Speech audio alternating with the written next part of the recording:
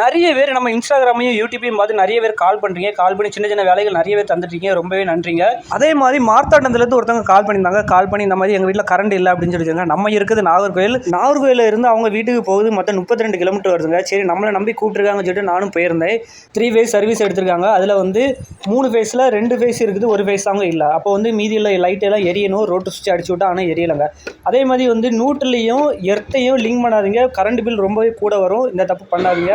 இந்த டிபி பாக்ஸை பாருங்கள். இதில் வந்து 4 போலில் வந்து ஐசோலேட்டரோ இல்லை ஆர்சிசிபியோ இல்லை எம்சிபியோ எந்த இதுவுமே இவங்க யூஸ் பண்ணல. டேரெக்டாக ரோட்டர் சுவிட்சில் கொடுத்துருக்காங்க. இந்த மாதிரி பண்ணாதீங்க. நம்ம மெயின்டைன் பக்கத்தில் ரொம்பவே கஷ்டம். அதே மாதிரி வந்து உள்ள வேலை பக்கத்தில் வந்து இதை ஆஃப் பண்ணி வைக்கணும்னா வெளியே போய் தான் நீங்கள் ஆஃப் பண்ணணும்.